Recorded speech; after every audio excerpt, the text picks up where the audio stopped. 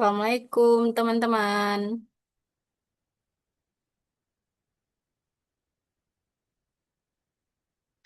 Yang belum on cam bisa on cam Waalaikumsalam, dulu. Kak.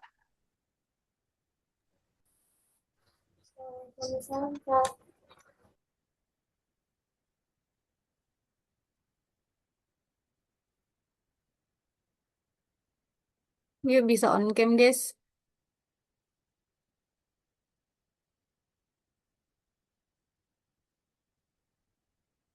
Oke, sebelum kita mulai kelas pada siang hari ini, alangkah lebih baiknya kita berdoa terlebih dahulu, berdoa sesuai kepercayaan masing-masing, berdoa dimulai.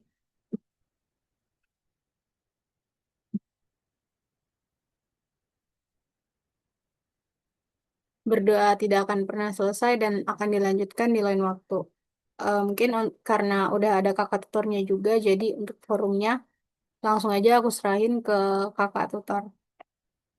Halo Kak Nawa. Halo, Kak. Oke. Aku izin ambil alih ya, Kak. Oke. Halo semuanya. Selamat siang ya. Jadi, walaupun hari ini harusnya kalian bisa berlibur, tapi kalian harus tetap semangat buat belajar, oke? Oke, jadi perkenalkan dulu. Aku Najwa Salsabil, bisa dipanggil Kanawa aja. Dan aku uh, sekarang udah kuliah dan masih semester 1, masih maba di Universitas Indonesia di jurusan Sistem Informasi. Nah, kali ini aku bakal uh, jadi tutor kalian untuk Subtes PU. Oke, jadi mungkin aku bakal share screen dan kalian bisa juga buka filenya mungkin ya. Nanti kalian sambil coret-coret juga. BTW aku izin off cam ya teman-teman.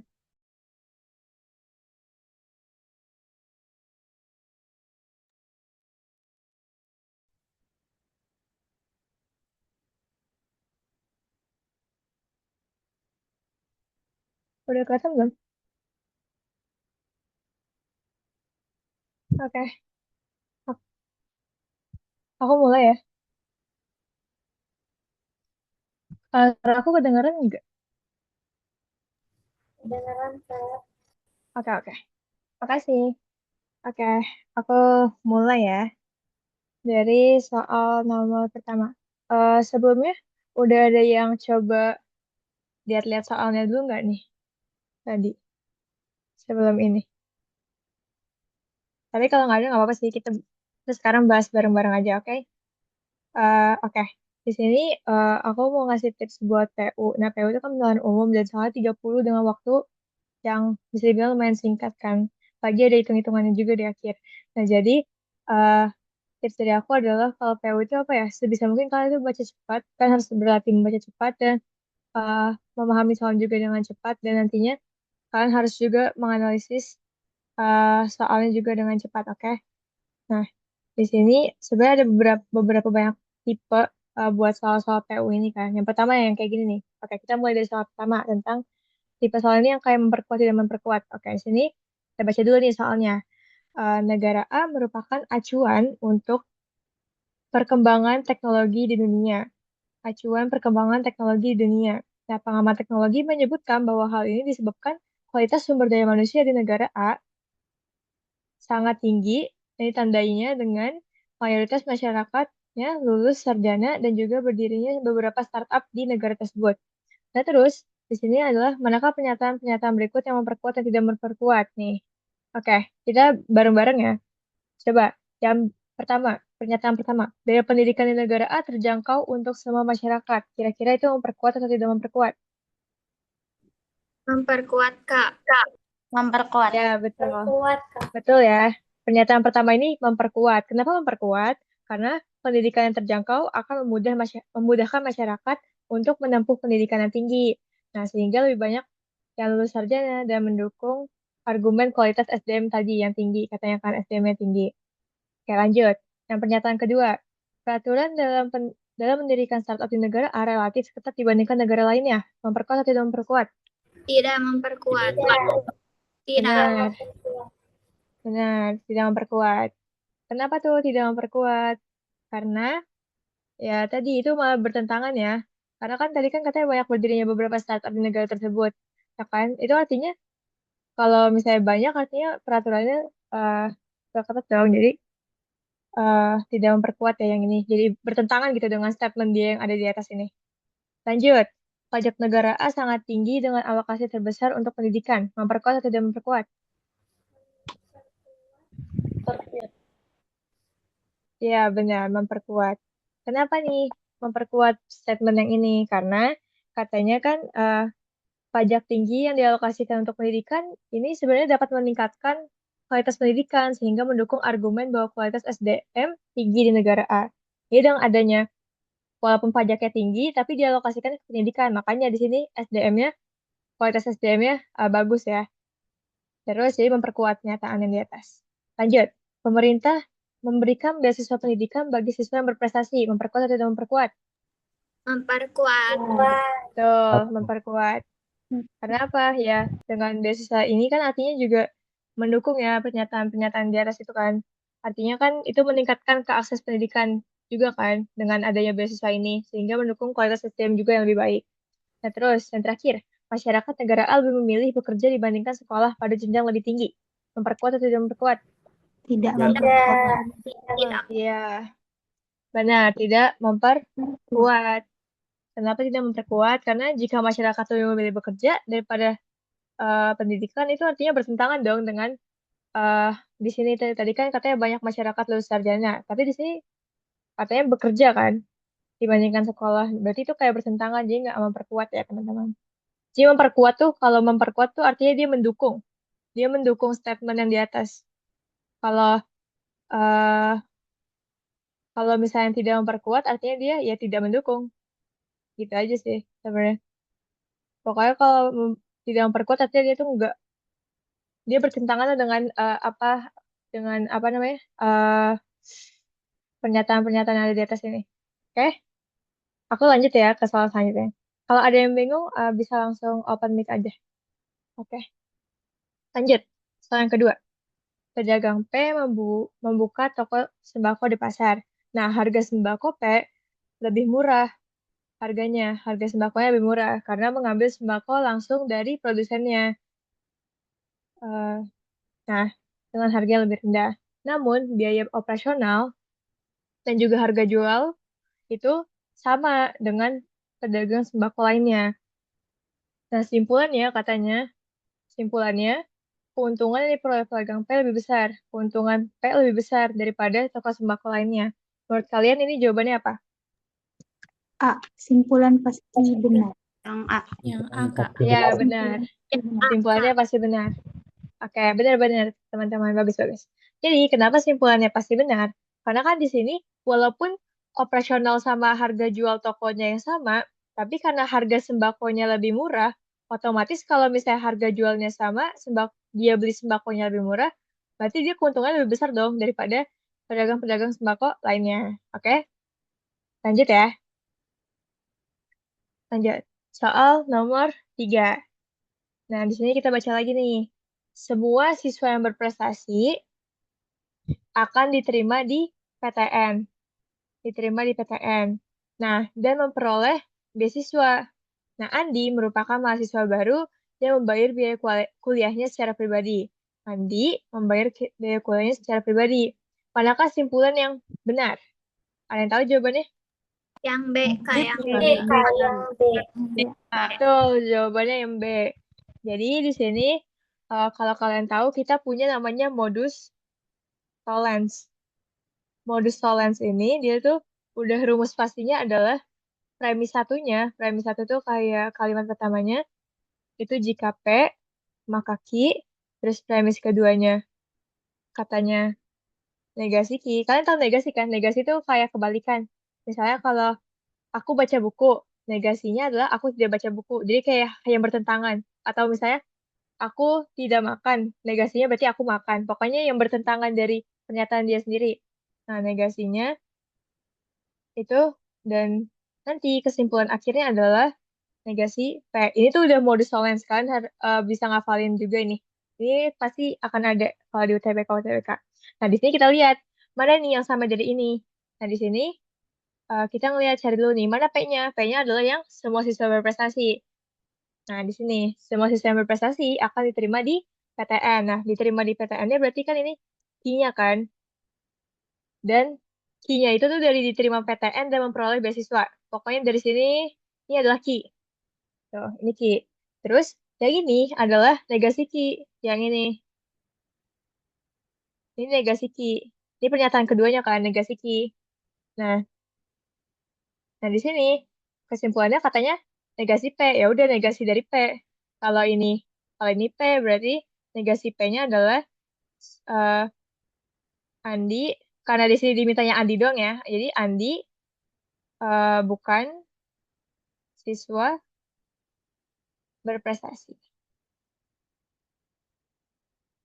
Oke, jadi benar jawabannya yang B. Oke, lanjut ya.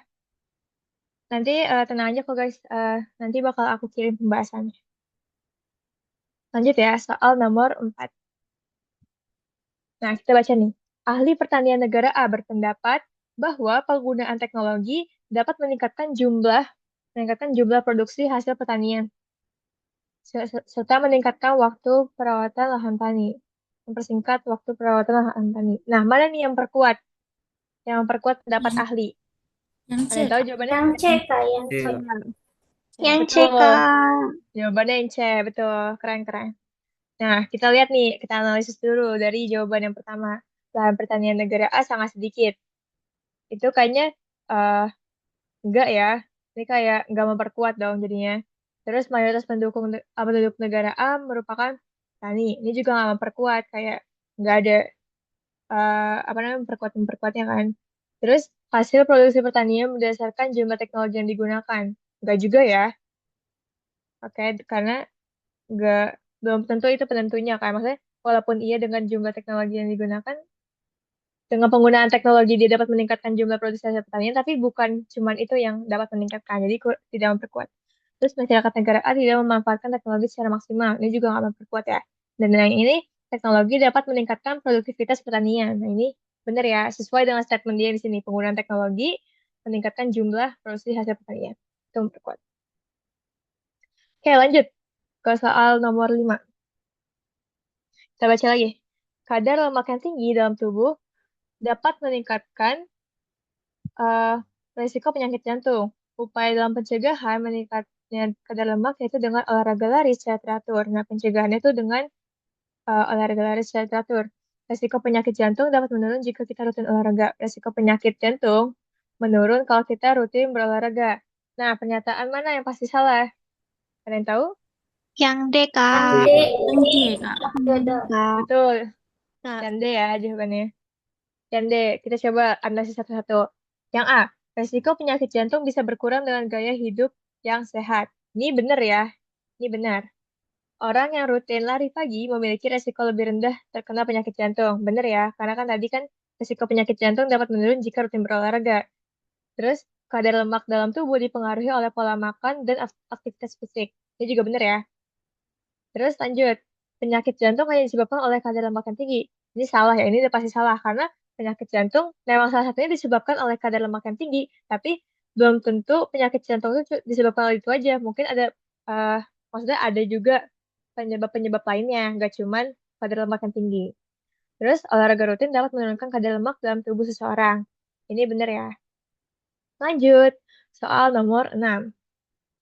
Oke, pada wahana rekreasi keluarga selama liburan sekolah, jumlah pengunjung anak-anak dan remaja selama 1 minggu berturut-turut sesuai data berikut. Bisa kalian lihat sendiri ya. Nah, total jumlah pengunjung anak-anak remaja pada hari Senin minggu selanjutnya adalah, ada yang udah ngitung? Yang D, Kak. 103. Soalnya itu polanya plus 10 terus plus 5. Iya, benar-benar. Oke, kita bahas ya. Di sini kita lihat dulu nih, ini yang anak-anak dulu nih. Anak-anak. Nah, di sini 15, 25, 30, 40. Jadi kalian nanti diminta buat di hari Senin ya, nanti di sini. Udah buat hari Senin. Kita hitung dulu nih yang anak-anak dulu nih. 45, 55, 60, dan di sini titik-titik-titik. Nah, kita lihat ya. 15 ke 25 tambah 10 ya, teman-teman. Terus 25 ke 30 tambah 5. Terus 30 ke 40 tambah 10. 40 ke 45 tambah 5. 45 kali 55 tambah 10, 55 kali 60 tambah 5. Nah, di sini kalian bisa lihat kan, ada pola nih. 10, 5, 10, 5, 10, 5. Artinya ini juga tambah 10 sekarang. 60 tambah 10 berarti 70. Nah, sekarang kita lanjut ke yang remaja. Kita turun dikit. Yang remaja. Remaja nih, kita lihat ya polanya. Nah, yang remaja nih agak beda nih kalau teman-teman udah nemu nih. Mungkin kalau ada yang udah nemu, agak beda dikit ya polanya. Kita lihat ya. Kalau ini ke sini itu agak aneh nih teman-teman kalau misalnya kalian lihat. Nah, polanya adalah kayak gini. 30 ke 27 tambah berapa? Berkurang berapa? Sorry, sorry. Berkurang 3 ya. Terus 27 ke 24 berkurang 3 juga. 24 ke 21 berkurang 3 juga. Wait, nanti kita nyari yang titik-titik. Nah, di sini berarti kalau polanya lengkap lengkap satu kayak gini, kita kayak gini juga sama yang atasnya. 27 ke 29 berarti tambah 2. 29 ke 31 tambah 2. 31 ke sini tambah 2 juga ya. Berarti di sini 31 tambah 2 berarti 33. Nah, di sini berarti di sini 70, sini 33. Kita totalin aja, ya kan? Ini 3, 103. Oke. Berarti kan ya teman-teman. Kita lanjut ya. Lanjut ke soal nomor 7. Nah, sini. Ahli geografi A menyatakan negara-negara dengan curah hujan tinggi cenderung A mengatakan negara-negara dengan curah hujan tinggi cenderung memiliki tingkat keanekaragaman hayati lebih tinggi. Nah, kalau ahli geografi B mengatakan negara dengan curah hujan rendah umumnya menghadapi masalah kekeringan yang mempengaruhi pertanian. Nah, tapi data menunjukkan bahwa negara X dengan curah hujan rata-rata 2000 mm per tahun memiliki curah hujan mm per tahun 2000 mm per tahun, dia memiliki lebih dari 5000 spesies tumbuhan. Sedangkan kalau negara Y, dia itu curah hujannya lebih sedikit nih, cuman 300 mm per tahun. Nah, dia cuma punya 500 spesies tumbuhan. Nah, mana kesimpulan berikut yang berkaitan dengan data tersebut? Kalian tahu jawabannya? Yang A. A. Yang A, Kak. Yang A, Kak. Yang A. Yang apa? Jawabannya yang A, Ah, benar. Kenapa yang A? Karena kan di sini datanya tuh katanya adalah yang X lebih tinggi kan, X-nya lebih tinggi curah hujannya daripada yang Y, ya kan? Karena dia di sini juga 5000 spesies tumbuhan, yang Y sedangkan cuma 500 kan, dengan curah hujan yang rendah. Nah, spesies tumbuhan ini tumbuhan ini berkaitannya sama keanekaragaman hayati ya. Oke, jadi kalau yang B itu kenapa bukan B? Karena B ini kan lebih ke pertanian, sedangkan pertanian itu lebih kayak ke sayuran, buah-buahan gitu-gitu ya. Jadi kalau tumbuhan lebih ke keanekaragaman hayati. Makanya dia memperkuat statement yang A. Statement A tadi kan kalau curah hujannya makin tinggi, berarti dia cenderung memiliki keanekaragaman hayati yang lebih tinggi. Itu sejalan dong dengan data ini. Berarti artinya data ini memperkuat pernyataan ahli geografi yang A. Oke, lanjut ya. Berolahraga, berolahraga selama 2 jam per hari dapat membuat kita jarang terkena penyakit jantung. 2 jam per hari membuat kita jarang terkena penyakit. Nah, namun orang dengan penyakit tertentu seperti penderita penyakit jantung itu nggak bisa melakukan sepak bola, bulu tangkis, basket. Oleh karena itu sebaiknya kita tidak boleh olahraga secara berlebihan. Jadi sesuai aja nih kayak 2 jam per hari aja, jangan berlebihan. Nah, mana pernyataan yang pasti benar? Kalian tahu?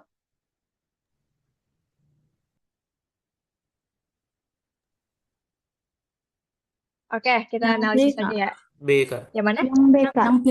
B. Yang B. Kak. Benar, yang B jawabannya. Penderita penyakit jantung tetap olahraga. Oke, kita lihat ya. Pertama, yang A, olahraga tidak dianjurkan untuk semua orang. Salah dong, udah pasti salah ya ini ya. Jangan kita tadi dianjurkan, tapi tetap jangan berlebihan. Yang B, penderita penyakit jantung tetap dapat olahraga. Nah, ini benar ya teman-teman, ini jawaban yang benernya. Karena penderita penyakit jantung tuh sebenarnya eh, tetap boleh berolahraga, tapi dia tuh yang nggak boleh tuh kayak sepak bola, bulu tangkis, basket gitu-gitu. Terus yang C, penderita penyakit jantung tidak dianjurkan berolahraga. Salah ya. Ini kan dia boleh, tapi nggak boleh yang sepak bola, bulu tangkis, basket. Lanjut. Olahraga lebih dari 2 jam dianjurkan untuk semua orang. Salah ya. Karena kan yang dibolehkan kan cuma 2 jam per hari. Nggak boleh berlebihan juga. Nah, terus yang E, orang sehat harus berolahraga lebih dari 2 jam setiap hari. Ini salah juga ya. Kurang lebih sama kayak D. Salah ya. Oke, lanjut. Nah, ini. Data peserta penerimaan siswa baru sekolah B selama 5 tahun berturut-turut adalah segini. Ya kan 800, 850, 880, 800, 880, 920, 940, 950. Sedangkan jumlah siswa yang diterima dalam 5 tahun terakhir itu ada berapa nih? Ada 210, 220, 235, 255, 280. Nah, kita mau cari tahun ke-6-nya ya. Kita mau cari tahun ke-6-nya. Lagi-lagi kita main pola nih, teman-teman. Coba kita lihat ya polanya ya. 800 ke 880 bertambah berapa? 80. Tambah 80. 80.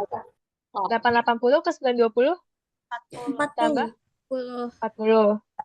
920 ke 940 Tambah 20. 20.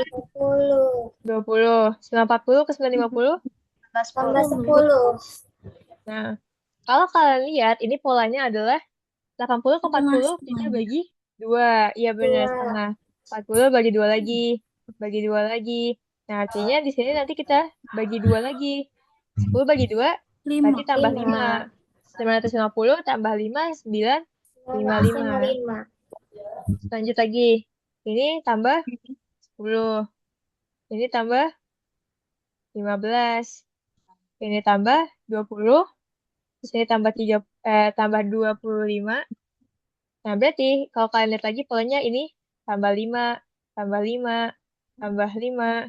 Oke? Berarti ini juga tambah 5 ke sini. Berarti 25 tambah 5 kan tambah 30 kan? Berarti 80 tambah 30 berarti 310. 310. Berarti jawabannya Yang yang mana nih? Jawabannya yang B. yang B. Benar. Benar, jawabannya yang B. Berarti ya, kita lanjut ya. Lanjut ke soal nomor 10.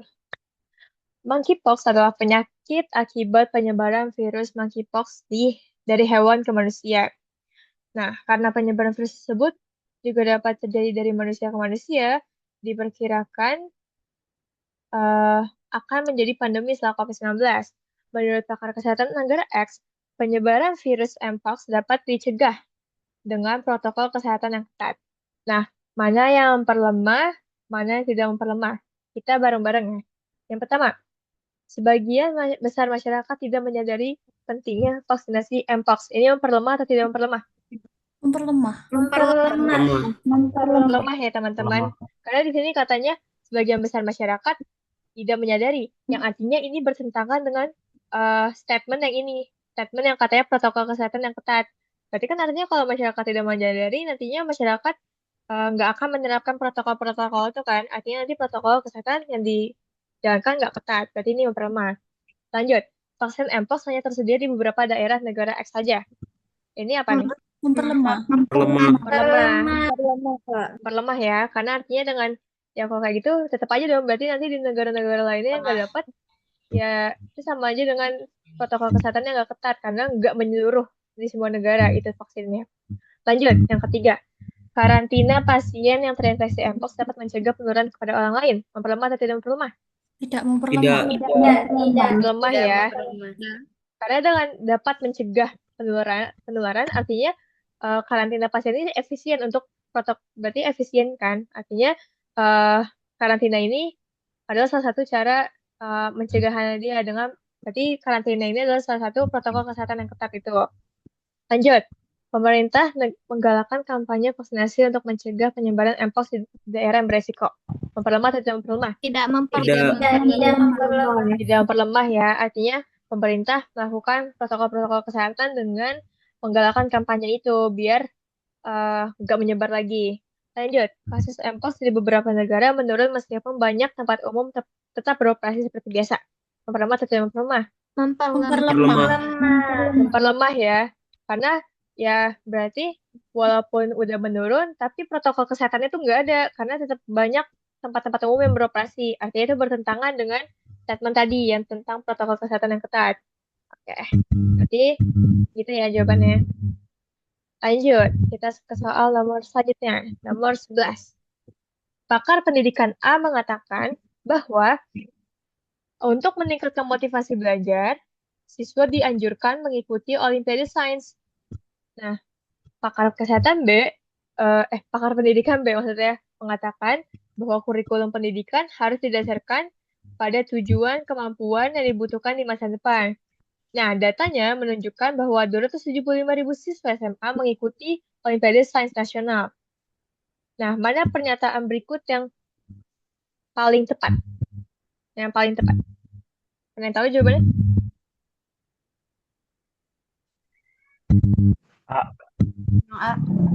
Apa? Benar. Jawabannya adalah yang A, memperkuat pernyataan pakar pendidikan A. Kenapa jawabannya yang A? Karena di sini kan apa namanya? Nah, di sini kan datanya kan 275.000 siswa kan, yang artinya itu termasuk data yang tinggi. Nah, jumlah siswa yang berpartisipasi dalam lomba olimpiade tersebut menunjukkan nih bahwa Olimpiade Sains itu menarik perhatian banyak siswa. Nah, hal ini sejalan dengan pendapat pakar A tadi, yang katanya karena partisipasi besar itu menunjukkan bahwa Olimpiade Sains memang berfungsi sebagai motivasi belajar bagi siswa, ya kan? Dengan kata lain, dapat memperkuat argumen pakar A bahwa Olimpiade Sains mendukung motivasi belajar siswa. Jadi mendukung pernyataan pakar A ya. Kenapa bukan B? Karena kesejalan ya sama pernyataan pakar B ini kayak nggak nyambung aja. Jadi memperkuat pernyataan pakar pendidikan A. Lanjut, nomor 12. Semua atlet renang mengikuti pelatihan intensif. Dan semua yang mengikuti pelatihan intensif memiliki pelatih pribadi. Nah, aku juga punya satu modus lagi. Di sini adalah kayak gini bentuknya. Premis satunya, jika P, maka Q. Premis keduanya, jika Q, maka R. Maka ini udah pasti kesimpulannya adalah jika P, maka R. Nah, ini tuh kita nggak usah hirauin yang ini. Ini kayak anggap aja kita coret aja gitu ya. Oke. Jadi di sini kita lihat nih, kita analisis. Analisis ya. Mana yang P? Yang P-nya adalah semua atlet renang. Q-nya adalah mengikuti pelatihan intensif. Nah, di sini ada Q lagi kan? Q-nya semua yang mengikuti pelatihan intensif, maka mereka memiliki pelatih pribadi. Ini R. Nah, berarti kan jawabannya jika P, maka R. Berarti jika semua atlet renang memiliki pelatih. Betul. B. Ya, betul. Jawabannya yang B, betul. Jadi, ini juga salah satu modus yang bisa membantu kalian dalam UTBK nanti. Lanjut ya. Soal selanjutnya.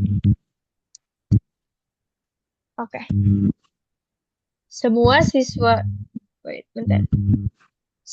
kelas Z adalah siswa yang mengikuti pelatihan intensif Olimpiade Sains. Semua siswa kelas Z mengikuti pelatihan intensif Olimpiade Sains. Sebagian siswa kelas Z pengurus organisasi. Nah, kesimpulan mana dari pernyataan di atas? Kesimpulannya mana nih? Kalian tahu jawabannya? Yang C.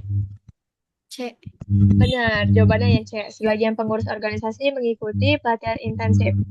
Kenapa jawabannya yang C? Karena di sini kan kita lihat kan, semua siswa Z mengikuti pelatihan intensif. Sebagian siswa Z pengurus organisasi. Artinya, di organisasi tersebut, sebagiannya dari kelas Z kan, dari pengurus organisasi itu, sebagiannya kelas Z. Dan kelas Z itu semuanya intensif. Berarti, ya udah, sebagian pengurus organisasi mengikuti pelatihan intensif. Oke. Lanjut.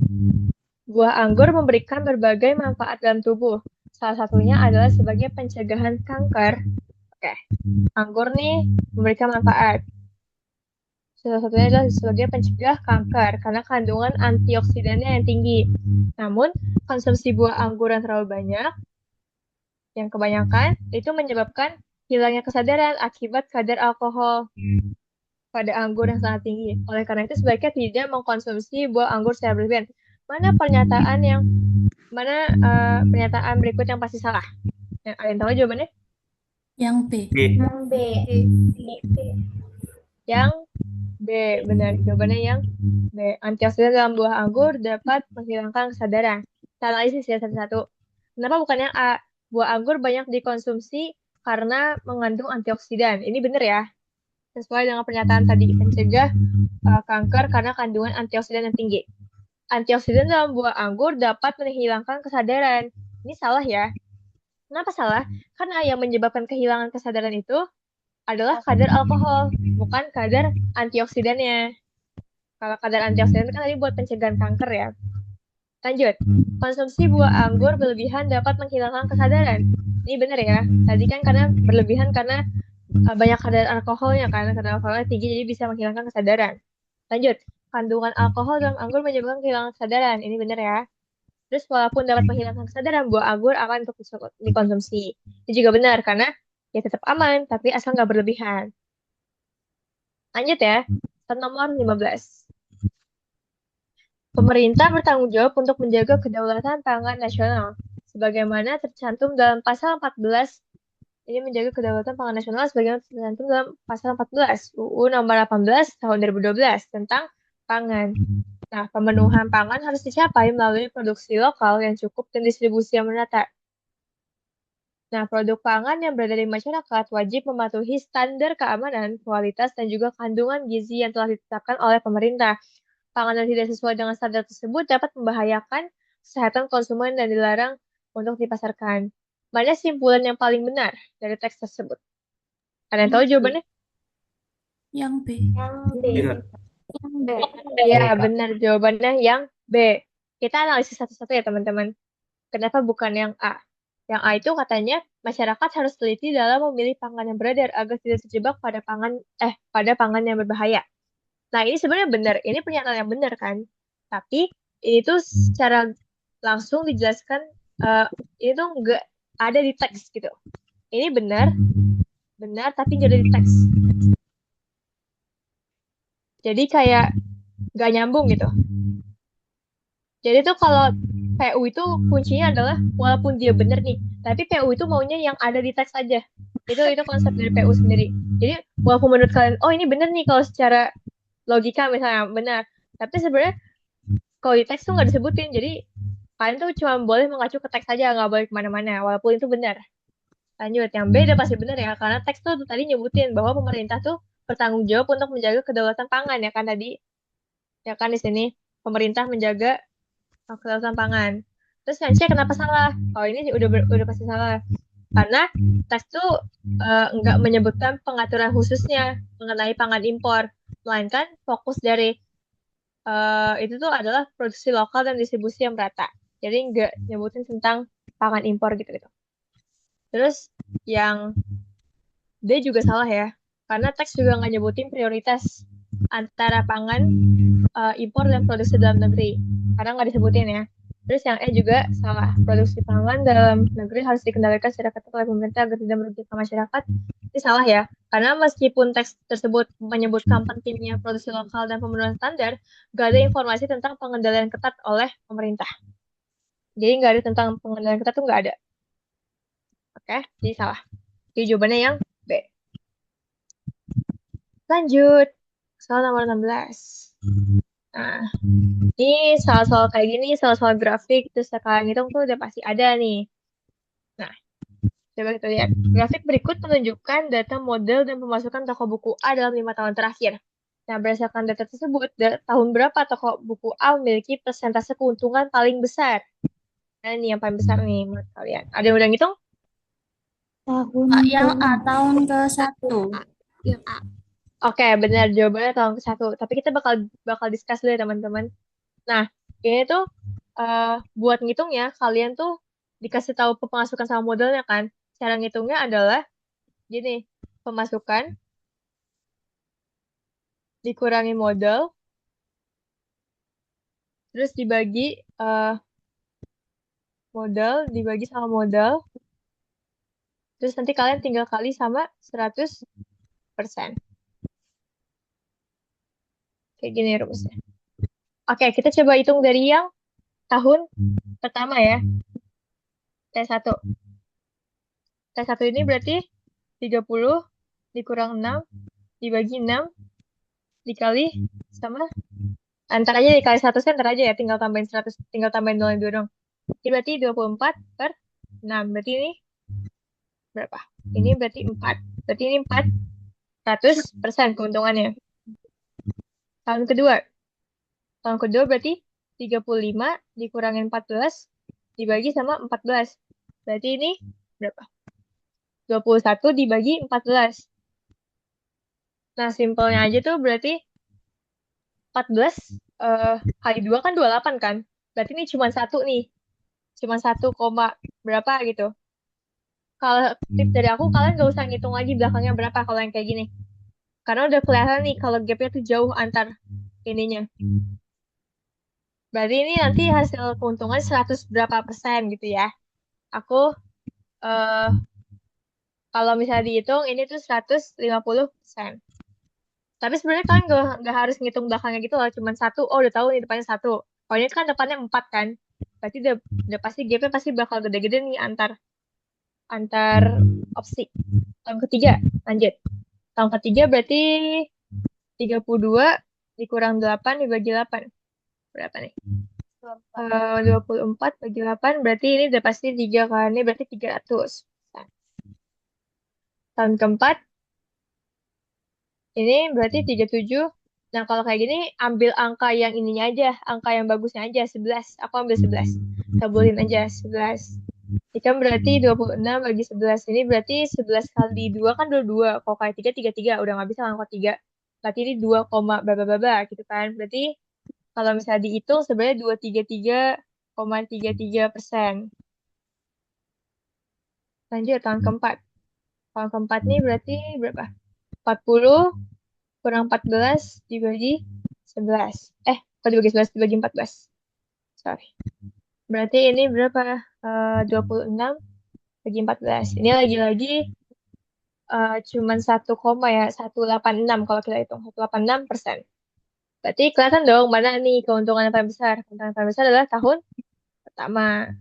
Nah, kalau soal-soal kayak gini tuh, mau nggak mau kalian tuh harus bisa hitung cepat teman-teman. Karena ya gini, memang harus kalian hitung satu-satu. Mungkin aja nih kalian udah mau 400%, ternyata nanti di sini ada 500% ternyata. Kan nggak ada yang tahu kan. Jadi kayak, mau nggak mau kan harus hitung satu-satu. Dan kalian ya harus melatih kecepatan berhitung kalian. Lanjut ya, nomor 17.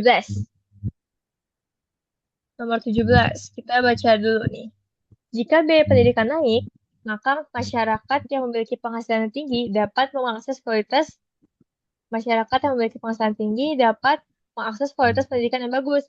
Hal ini akan menyebabkan kesenjangan kualitas pendidikan yang semakin tinggi. Sulitnya tercapai kesetaraan pendidikan. Kesimpulan dari pernyataan di atas adalah D. ada yang tahu? Yang D. Yang D. Bener ya? Jawabannya yang D. Karena kan kalau pendidikan naik, masyarakat penghasilan tinggi, mengakses kualitas pendidikan yang bagus kan. Kalau misalnya eh mengakses kualitas pendidikan yang bagus, nantinya akan menyebabkan kesenjangan, maksudnya dengan masyarakat penghasilan tinggi dan mengakses kualitas pendidikan yang bagus, itu bisa menyebabkan kesenjangan kualitas pendidikan yang semakin tinggi. Nah, kalau kesenjangan kualitas pendidikan semakin tinggi, artinya sulit tercapai kesetaraan pendidikan. Jadi kita tinggal ambil aja nih kesimpulannya, kayak ambil yang jika biaya pendidikan naik, berarti artinya sulit tercapai kesetaraan pendidikan. Jadi jawabannya yang D. Ini yang benar. Lanjut ya teman-teman. Nomor 18. Jika toko buku A memberikan diskon 50% pada setiap bukunya, maka toko tersebut akan rugi. Jika toko buku A memberikan diskon 50% setiap bukunya, toko tersebut akan rugi. Tapi, dan jika toko tersebut rugi, maka tidak dapat membayar gaji karyawan. Oleh karena itu, toko buku A tidak memberikan diskon pada setiap bukunya. Maka simpulannya apa nih? Nah, kita coba lihat dulu nih, kita coba analisis satu-satu. Jika toko buku A memberikan diskon 50% pada setiap bukunya, ini berarti P. Maka toko tersebut akan rugi. Ini berarti jika P maka Q kan? Jika memberikan diskon 50%, maka toko tersebut akan rugi. Nah, jika toko tersebut rugi, ini berarti Q kan? Maka tidak dapat membayar gaji karyawan. Tidak dapat membayar gaji karyawan. Nah, oleh karena itu, toko buku A tidak memberikan diskon pada setiap bukunya. Nah, kita ini berarti apa nih? Tidak memberikan diskon berarti negasi P kan? Kebalikan dari P kan? Tidak memberikan diskon. Nah, kita coba analisis satu-satu dulu nih. Kan tadi kan di sini jika P maka Q. Jika Q maka R. Berarti ini kesimpulannya jika P maka R dong. Nah, tapi ada lagi nih, ada si negasi P. Negasi P. Nah, kalau kayak gini, ini artinya kesimpulannya tidak bisa disimpulkan. Kenapa nggak bisa disimpulkan, Kak? Karena di sini eh katanya kan, berarti kan dia katanya toko buku A tidak memberikan diskon pada setiap bukunya. Artinya, kalau misalnya toko buku A tidak memberikan diskon pada setiap bukunya, bukan artinya toko tersebut bisa bayar gaji karyawan. Bisa aja karyawan tersebut nantinya nggak digaji karena suatu hal lain gitu kan. Bukan, jadi bisa aja apa namanya? Bayar gaji karya tidak bisa bayar gaji karyawannya tuh karena hal lain gitu. Gak cuma gara-gara diskon doang, bisa juga karena hal lain. Jadi ini nggak bisa disimpulkan. Beda lagi, beda sama yang tadi. Kalau yang tadi kan dia negasinya, kalau tadi kan negasinya di R-nya kan, kayak ini. Tadi kan kayak gini kan, negasinya di Q-nya, negasinya di belakangnya gitu loh. Kalau kayak gini bisa disimpulkan, negasi P. Kalau kayak gini, yang negasinya tuh yang ini, yang bertentangannya. Yang bertentangannya tuh yang P-nya. Jadi itu nggak bisa disimpulkan. Oke? Jadi jawabannya yang tidak dapat diperoleh simpulan berdasarkan pernyataan di atas. Pokoknya kan harus ingat aja deh. Ini harus diingat. Ini juga harus diingat. Kalau kayak gini. Oke. Kita lanjut ya. Kalau lanjut. Pakar ekonomi X mengatakan bahwa belajar musik dapat meningkatkan kecerdasan anak. Nah, kalau pakar ekonomi Y mengatakan bahwa kecerdasan anak itu ditingkatkan ketika masih dalam kandungan ibu dengan mencukupi kebutuhan nutrisi bayi. Data Data nih menunjukkan bahwa anak yang cerdas justru merupakan anak yang memiliki intelijen dan empati yang tinggi. Nah, pernyataan berikut yang paling tepat adalah mana teman-teman? Kak. Yang Kak. yang Benar. tidak relevan. Jawabannya yang tidak relevan. Kenapa nggak relevan? Karena yang di sini bahasnya tentang musik. Yang di sini bahasnya tentang kebutuhan nutrisi bayi. Nah, kan yang di sini bahasnya tentang intelijen sama empati. Jadi yang data ini nggak ada sangkut pautnya sama X atau enggak Y. Jadi ya berarti nggak relevan ke keduanya gitu loh. Oke? Jadi jawabannya tidak relevan. Pokoknya nggak nyambung aja kalau tidak relevan tuh. Nggak ada yang nyambung. Lanjut ya ke soal nomor 20. Tapi wait, bentar.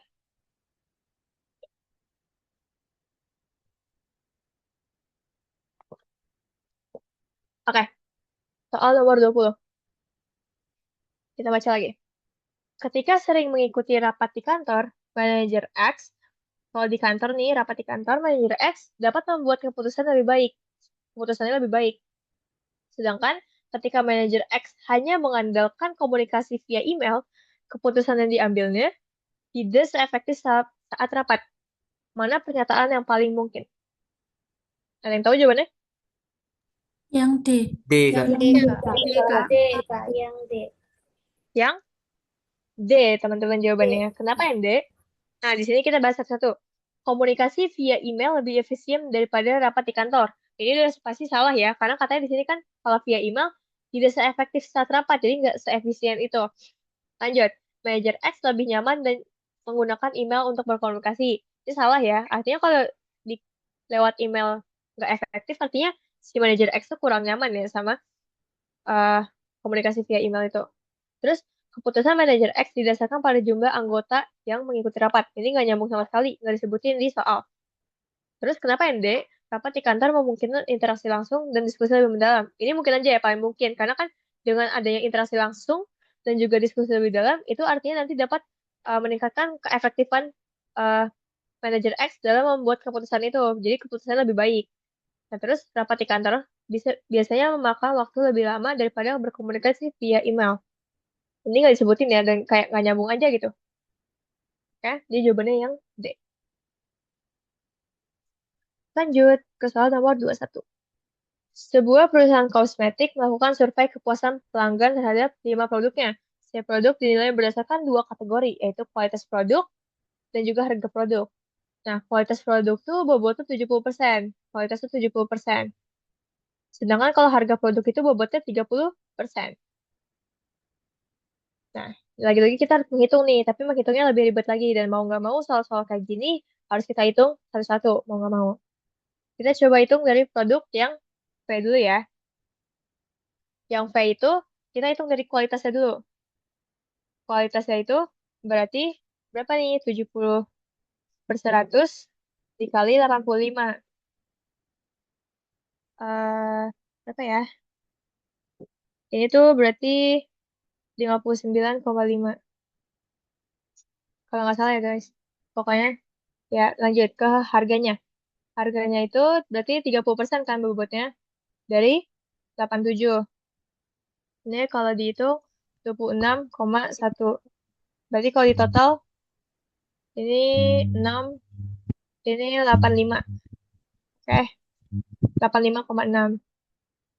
Lanjut eh, ke produk yang W. Yang W ini yang K-nya berarti 70% dikali 92. Ini berapa sih? 64,4. Ini aku udah ngitung ya guys.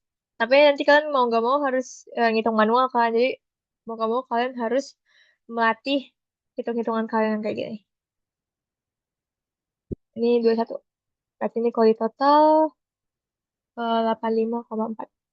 Nah, yang ngeselinnya lagi dari soal-soal kayak gini adalah nih 85,6 sama 5,4, dan maksudnya kalian harus hitung satu-satu karena kalau yang kayak gini ya dia selisihnya tuh cuma beda di komanya doang, itu yang ngeselinnya pas soal-soal kayak gini. Yang X, K-nya berarti 70/100 dikali 76.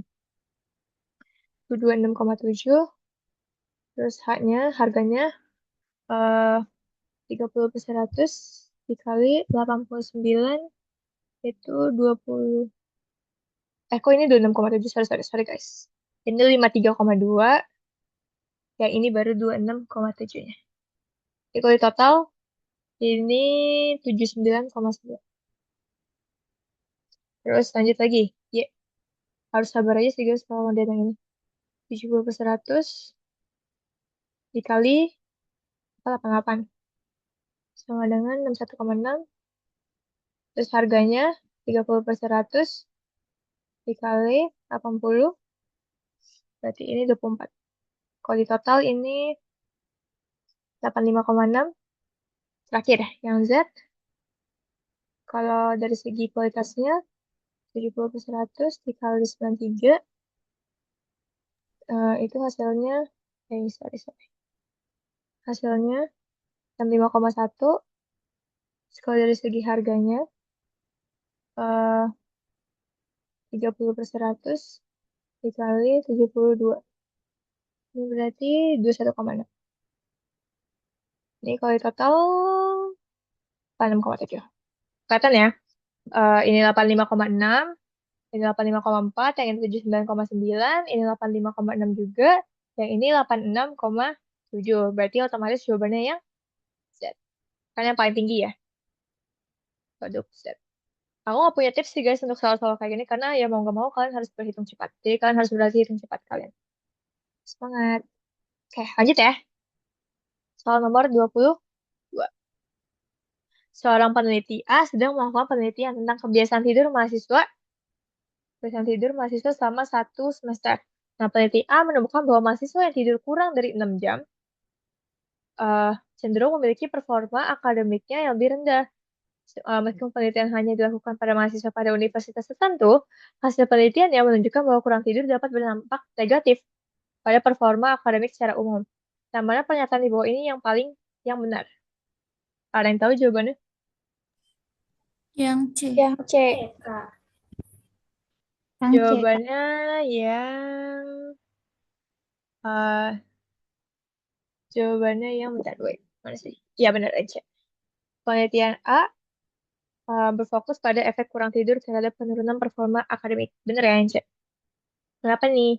Karena ya kalau yang A, peneliti meneliti kebiasaan tidur mahasiswa di beberapa universitas berbeda, salah ya, karena ini kan cuma pada universitas tertentu. Ya, ini salah. Terus peneliti A hanya memiliki mahasiswa yang memiliki, peneliti A hanya meneliti mahasiswa yang memiliki performa akademik rendah. Ini enggak ya, ini sebenarnya ke semuanya ya. Cuman pas dilihat lagi ternyata yang uh, kurang, yang tidurnya kurang dari 6 jam ternyata performa akademiknya lebih rendah. Terus yang C udah pasti bener ya, peneliti A berfokus pada efek kurang tidur terhadap penurunan performa akademik. Ini bener ya. Terus peneliti A menemukan bahwa sebagian besar mahasiswa tidur lebih dari 6 jam setiap malam. Ini enggak ya, enggak disebutin. Terus peneliti A menyimpulkan bahwa kebiasaan belajar lebih berpengaruh daripada kebiasaan tidur. Enggak ya. Karena ini maksudnya bukan eh si A tuh nggak nyimpulin itu, tapi si A tuh lebih cuma nyimpulin kebiasaan tidurnya aja. Gak nyimpulin tentang kebiasaan belajar yang gak disebutin tentang kebiasaan belajar ini salah. Oke, jadi jawabannya yang C. Oke, lanjut ya. Soal nomor 23. Semua pekerja di perusahaan A memiliki keterampilan teknis. Semua pekerja di perusahaan A, kerjanya di perusahaan A keterampilan teknis. Beberapa, tapi beberapa pekerja di B itu memiliki keterampilan teknis dan juga memiliki pengalaman manajerial. Nah, semua manajer di perusahaan B orang yang memiliki keterampilan teknis. Mana simpulan yang paling tepat menurut kalian? Kalian tahu? Yang D. Yang D. ya benar jawabannya yang D. Kita bahas ya satu-satu. Yang Yang D. D ya. Ya benar yang D. Benar-benar. Bagus guys. Nih, kita bahas satu-satu ya. Di sini yang A. Beberapa pekerja di perusahaan A memiliki pengalaman manajerial. Ini nggak disebutin ya, jadi ini salah. Terus, beberapa pekerja perusahaan A tidak memiliki pengalaman manajerial. Ini juga nggak disebutin ya, karena di sini perusahaan A disebutnya cuma mereka tuh semuanya memiliki keterampilan teknis. Oke? Terus, semua keterampilan yang dimiliki pekerja di perusahaan A sama dengan perusahaan B. Ini juga enggak ya, karena yang perusahaan A-nya kita cuma taunya mereka tuh punya keterampilan teknis saja, sedangkan di sini si B juga punya manajerial, sedangkan manajerial di perusahaan A nggak disebutin kayak gimana nya. Oke? Yang D udah pasti benar ya, semua pekerja di perusahaan B yang memiliki pengalaman manajerial pasti memiliki keterampilan teknis. Sini. Nih, perusahaan B kerjanya tuh memiliki keterampilan teknis dan juga memiliki pengalaman manajerial. Jadi, dua-duanya. Terus beberapa pekerja perusahaan A dan B memiliki keterampilan teknis dan manajerial. Lagi-lagi si A ini nggak disebutin manajerialnya gimana, dia cuma disebutin teknisnya doang. Jadi, salah ya, tepat. Jadi jawabannya yang D. Lanjut, soal nomor 24. Nah, di sini semua siswa baru di SMA diwajibkan mengikuti minimal satu ekstrakurikuler dengan ketentuan sebagai berikut. Nah, seperti yang kalian bisa lihat dari sini. Nah, terus siswa Z memiliki minat besar pada klub musik. Jadi dia tuh nanti ngambil klub musik. Nah, informasi manakah yang dapat membantu siswa? Ini Z ya. Membantu siswa Z memilih ekstrakurikuler yang sesuai dengan minatnya dan memenuhi kewajiban sekolah. Nah, jadi di sini ceritanya si Z ini udah milih klub musik. Cuman dia mau nambah lagi nih ekskulnya. Nah, jadi mana nih kalau mau nambah ekskul, mana informasi yang bisa membantu dia nih buat memilih ekskul lainnya. Menurut kalian yang mana, guys? Kalian tahu jawabannya? Yang C. Yang C. C. Yang C. Benar, jawabannya yang C. Kita butuh 2 dan juga 4. Kenapa yang 1 sama 3 enggak? Karena di satu ini kan apabila mengikuti ekstrakurikuler olahraga, tidak boleh mengikuti ekstrakurikuler seni. Kalau misalnya kita dikasih syarat ini kayak, oh ya udah buat apa? Maksudnya kayak kita belum bisa nyimpulin apa-apa loh lewat sini. Oke? Terus kenapa yang 2 bisa membantu kita? Karena kan katanya di sini ekstrakurikuler agama melarang anggotanya mengikuti ekstrakurikuler yang berhubungan dengan hiburan. Artinya kalau misalnya dia udah ngambil klub musik yang di mana klub musik itu hiburan, eh apa namanya, kita nggak bisa ngambil agama karena keagamaan tuh melarang anggotanya mengikuti ekstrakurikuler hiburan. Jadi ini bisa membantu kita. Artinya kita punya kesimpulan dong dari sini. Dan yang kedua ini kita punya kesimpulan kalau kita nggak usah ngambil keagamaan karena dilarang. Oke?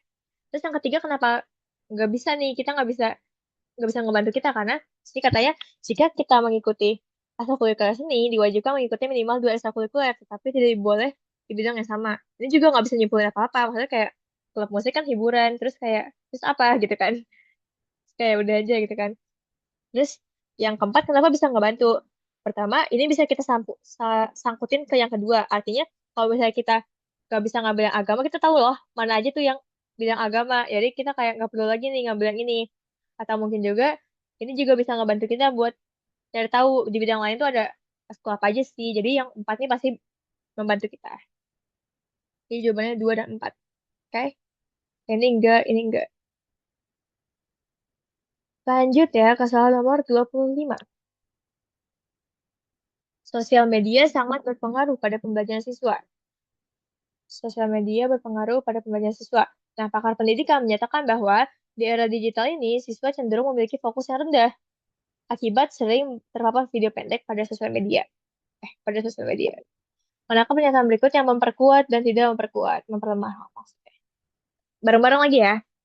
Pertama, banyak guru melaporkan bahwa siswa sering teralihkan perhatiannya di kelas karena notifikasi dari gadget mereka. Ini memperkuat atau memperlemah? Memperkuat. Memperkuat. Benar, ini memperkuat ya. Kenapa memperkuat? Karena kan tadi sesuai dong. Artinya kata guru kan siswa tuh sering teralihkan dengan notifikasi dari gadget.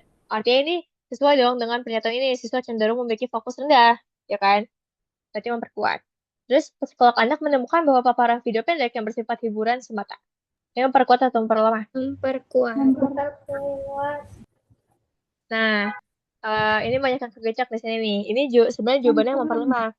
Kenapa memperlemah? Di sini katanya sebenarnya ini kata-kata redaksinya itu sebenarnya yang bisa dimengertinya adalah psikolog ini mengatakan bahwa paparan video pendek itu cuman bersifat hiburan. Jadi eh, psikolog anak itu bilang kalau video pendek itu sebenarnya buat hiburan mereka gitu loh.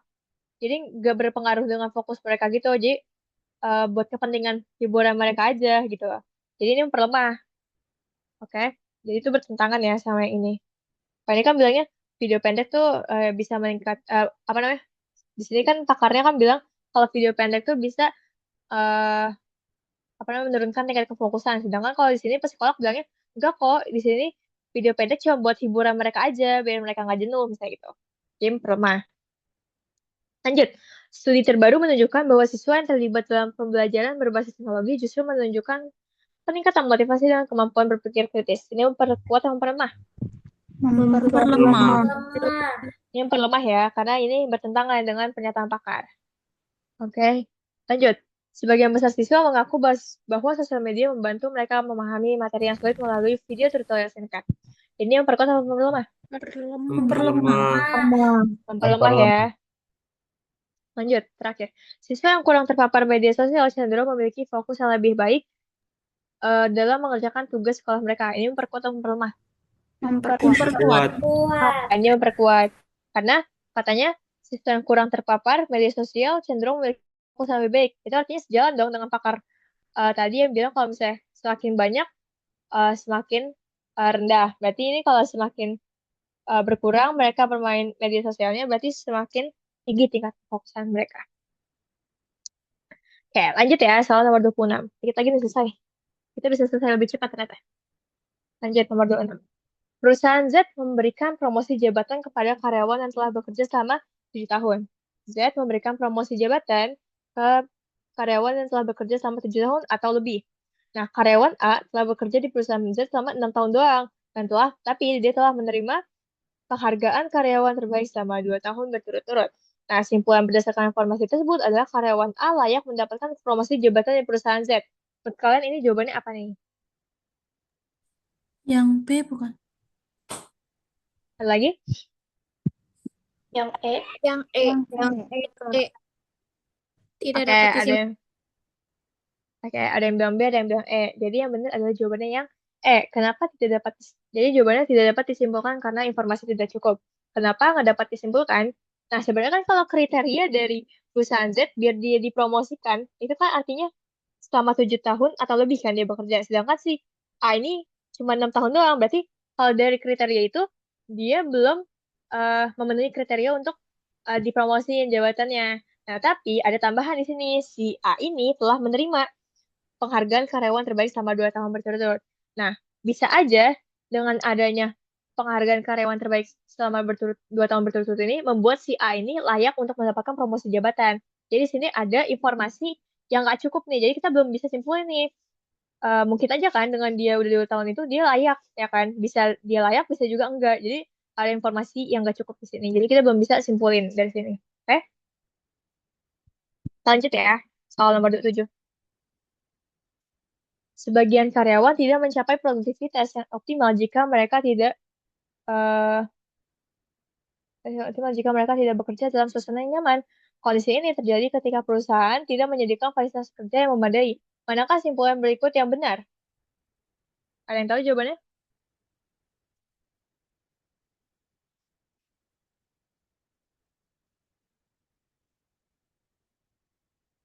Kira-kira ada yang tahu jawabannya apa?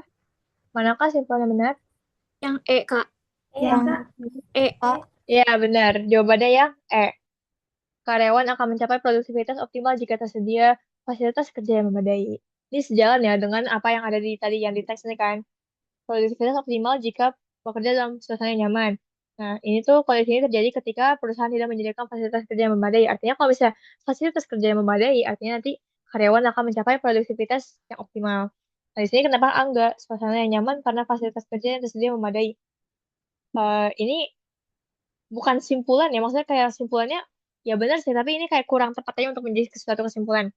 Terus karyawan merasa tidak nyaman jika hanya sebagian karyawan yang produktif. Ini juga enggak, ini enggak nyambung ya.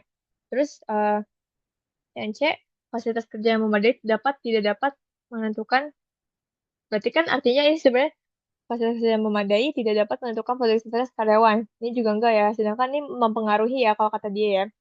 Sebagian karyawan tidak mencapai produktivitas optimal jika suasana kerja nyaman. Ini salah ya. Sedangkan katanya di sini kalau nyaman dia malah produktivitasnya lebih optimal gitu kan. Berarti jawabannya yang kayak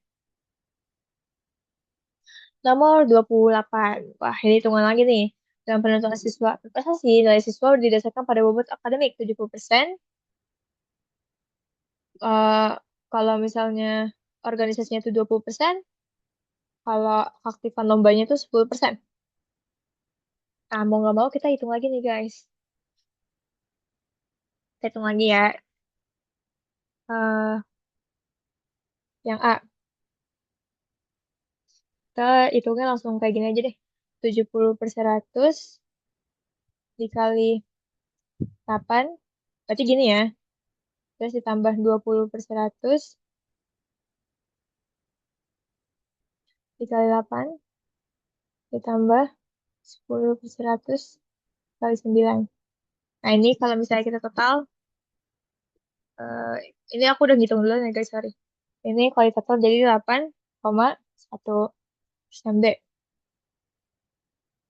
70/100 dikali 9 ditambah 20/100 dikali 8 ditambah 10/100 dikali 7.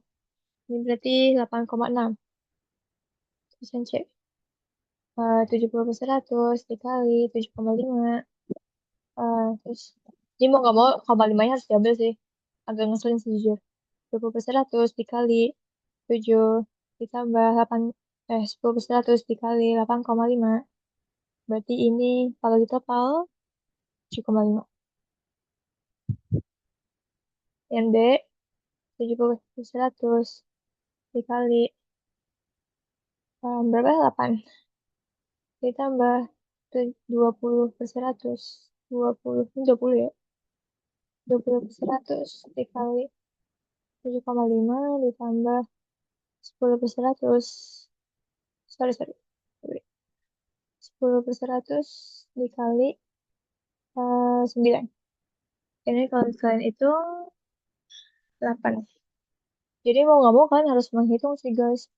Ini 70%. Ini udah ngomot ya. 70% kali 9 tambah 20% dikali 8 ditambah 10% dikali 7,5. Berarti ini 8,65. Nah, dimintanya apa sih? Yang diminta adalah eh oh, yang diminta yang paling tinggi ya pasti ya. Mana yang paling tinggi? Jawabannya adalah yang E. Karena 8,65. Sedangkan kalau yang ini kan 8,60 doang kan. Nah, ini 8,65. Jadi yang E yang lebih tinggi. Sampai sini ngerti kan ya? Oke, aku lanjut ya. Diagram berikut merupakan data pemasukan dan biaya pemasaran dari perusahaan bimbingan belajar dalam 5 tahun terakhir. Nah, berdasarkan data di atas, tahun berapa perusahaan bimbingan belajar tersebut memiliki persentase biaya pemasaran paling kecil? Nah, kalau soal yang ini nih agak enak nih. Karena kan dia mau cari pemasarannya yang lebih kecil daripada pemasukannya kan. Dari sini kita udah bisa eliminasi yang pertama, tahun pertama nih udah bisa kita eliminasi. Kenapa? Karena di sini pemasarannya lebih tinggi daripada pemasukannya. Terus yang tahun kedua kita bisa eliminasi juga nih. Karena pemasukannya sama dengan pemasaran. Sedangkan kan kita nyarinya yang pemasarannya lebih kecil daripada pemasukannya. Terus eh di sini tahun ketiga ini kita harus hitung mau nggak mau karena pemasarannya lebih kecil daripada pasukannya. Nah, tahun keempat juga. Nah, tahun kelima kita bisa eliminasi nih, nggak usah kita hitung karena udah pasti nih pemasarannya lebih tinggi daripada pemasukannya. Ada pasti pemasaran tinggi nanti. Oke, berarti kita tinggal hitung tahun ketiga sama tahun kedua. Nah, tahun ketiga kita harus hitung. Berarti eh ini tuh rumusnya adalah biaya pemasarannya dibagi sama pemasukan dikali sama 100%. Oke, yang tahun ketiga. Tahun ketiga berarti 35 dikali 100. Berapa nih? Berarti ini 60% ya teman-teman. Terus tahun keempat, 7/10 dikali 100. Sama dengan 70%. Berarti mana nih yang biaya pemasaran lebih kecil? Otomatis yang tahun ketiga, karena cuma 60%. Oke, lanjut ke soal nomor terakhir. Nomor 30. Ketika memesan makanan, 5 siswa A, B, C, D, E duduk bersebelahan di kursi yang disusun berurutan dari 1 hingga 5. 1, 2, kita harus bikin slot dulu nih. Sampai 5. Ini kursi 1, kursi 2, kursi 3, kursi 4, kursi 5. Nah, kita punya beberapa syarat nih dalam penentuan tempat duduknya. Oh ya, dan kalian nih yang ini nggak usah dipeduliin karena ini salah. Yang ke, yang rules keempat kalian hapus aja, itu nggak perlu karena itu salah. Nah, kita lihat nih dari rules pertama. B duduk di kursi kedua, berarti udah pasti B duduk di kursi kedua. Terus B duduk di sebelah D dan E. Berarti kalau kayak gini, ada dua kemungkinan doang. Bisa D, bisa E, atau bisa E di sini, bisa D di sini, ya kan? Nah, tapi ada rules lagi nih. Kalau misalnya A tuh duduk di sebelah E, A tuh harus di sebelah E. Nah, nggak mungkin dong kalau E-nya di sini, nggak mungkin A-nya kita taruh sini. Jadi mau nggak mau E-nya harus di sebelah sini, biar A-nya bisa taruh sini, oke? Jadi kayak gini ya, sebenarnya D-nya di sini, E-nya di sini, biar A-nya bisa di sebelah E. Karena kalau E-nya tadi di sini, nggak bisa dong taruh A-nya di sini kan? Karena kan ini kan kayak sebaris gitu. Terus C duduk di sebelah A. C duduk di sebelah A. Kayak gini, sisanya. Udah kan, udah memenuhi B duduk di kursi kedua, benar. B duduk di sebelah D dan E, udah benar. A duduk di sebelah E, udah benar. C duduk di sebelah A, udah benar. Nah, dengan informasi tersebut, siapa yang duduk di kursi terakhir? Kursi terakhir adalah kursi kelima, ya kan? Berarti otomatis. Berarti siapa? Berarti jawabannya adalah si siswa C. Oke. Sampai sini masih ada yang bingung? Kalau ada yang bingung, bisa ditanyain aja ya langsung ke aku. Karena waktu kita kebetulan masih banyak nih.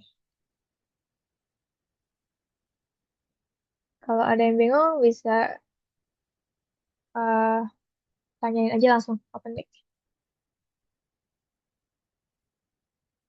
Ada nggak nih kira-kira?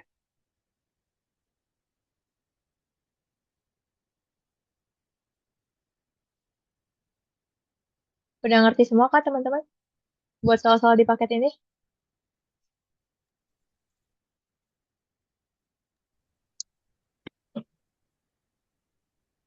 Atau ada yang bingung? Sebelum kita masuk ke sesi kuis, ternyata kita bisa selesai lebih cepat ya, teman-teman.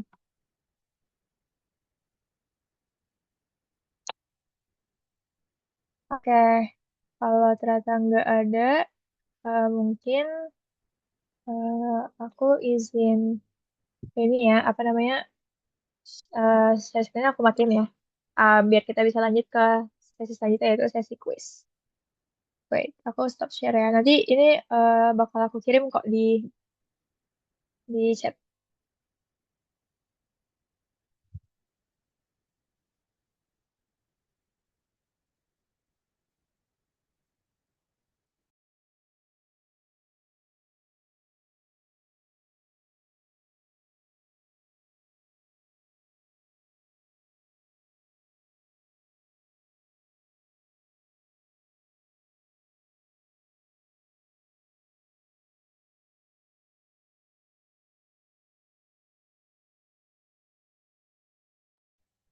Aku kirim file di chat. Hmm,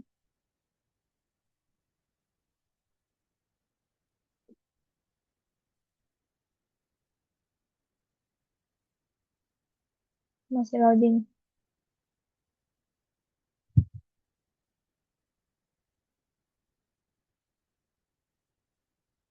Karena aku bakal kirim link ininya ya. Apa namanya? Link quiz.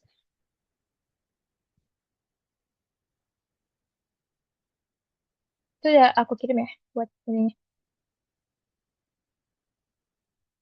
buat file pembahasan tadi.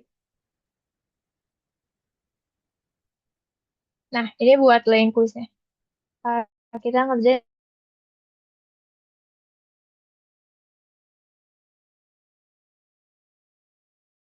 sampai 15 menit ke depan. Oke, berarti yang ini aja yang PU-nya aja ya. Ya, sama-sama. Semangat guys kerjain kuisnya. Nanti kalau misalnya udah selesai ngerjain kuisnya, bisa bilang uh, di chat ya kalau udah kak gitu. Oke, semangat kerjain kuisnya.